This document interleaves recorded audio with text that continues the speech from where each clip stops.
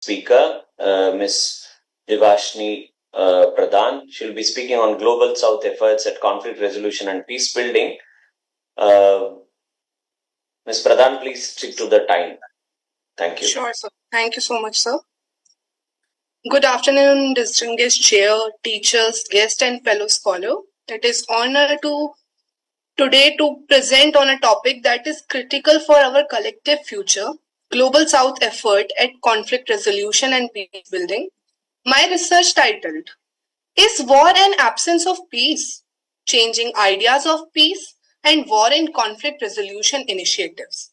It explored the evolving understanding of peace and war, especially through the lens of the Global South with a focus of India's Vishwa Mitra initiative. Historically, peace has often been narrowly defined as the absence of war. However, this limited perspective failed to capture the complexity of today's conflict, which increasingly involve non-state actors, cyber threat, socio-economic challenges in our interconnected world, where the line between war and peace are increasingly blurred. We need a broader, more nuanced understanding of peace, one that includes social justice, economic stability, and environmental sustainability.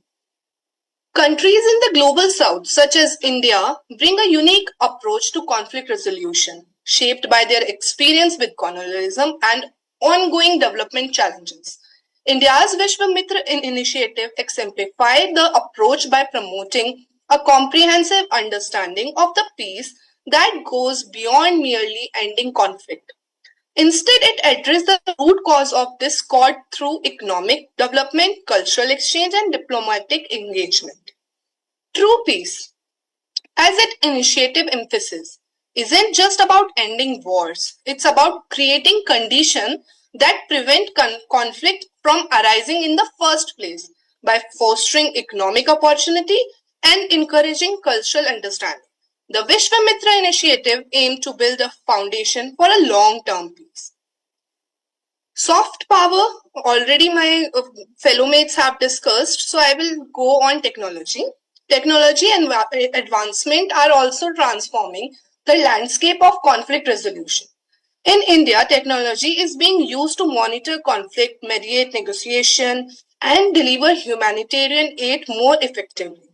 The tech industry in India is at the forefront of developing tools that enhance transparency, communication, and collaboration in conflict zone. Digital platforms now enable real-time communication, providing neutral space for negotiation. Additionally, data analytics and AI are being used to predict and prevent conflict by analyzing social media trends, economic indicators, and historical data.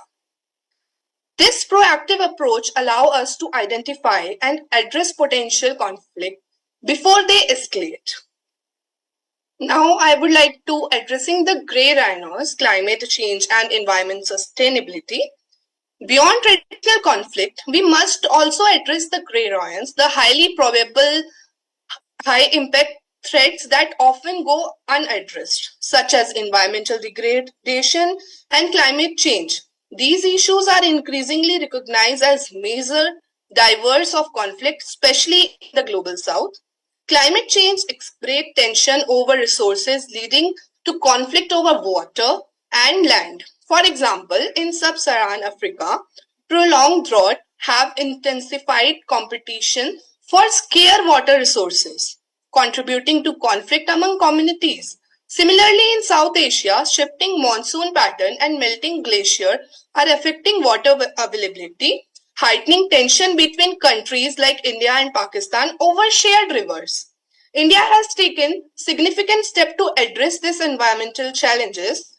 The International Solar Alliances, launched by India, is a prime example of it. It promotes the use of solar energy globally, particularly in the tropical countries, reducing dependency on fossil fuels and mitigation climate changes. The initiative is not only address energy security but also contribute to the global peace by reducing climate-related conflict.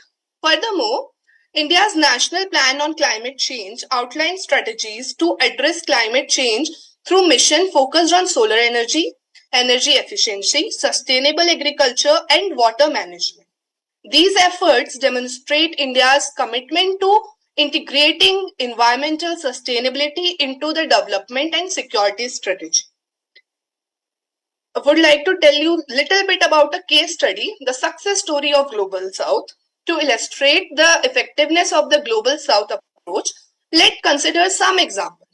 India's role in Sri Lanka was recognition process is significant case by providing humanitarian aid, infrastructure development, and political mediation. India helped foster peace and stability in the region. Similarly, in the African Union, supported by India and other global South countries, has implemented successful peacekeeping mission and conflict resolution initiative across the continent. These efforts underscore the potential of South cooperation in addressing conflict and peace building. In the conclusion, I would like to say the Global South through initiative like India's Vishwamitra is reshaping our understanding of peace and war by focusing on comprehensive peace that encompasses economic development, cultural exchange, environment sustainability, and technology innovation. These regions are developing sustainable solution to conflict. As we move forward, the innovation approach emerging from the Global South offer valuable lesson for global peace building efforts. They show this region can play a significant role in promoting global peace and security, not just by addressing immediate conflict, but by preventing them through the long-term sustainable strategy. Thank you for the attention. I look forward to our discussion. Thank you so much.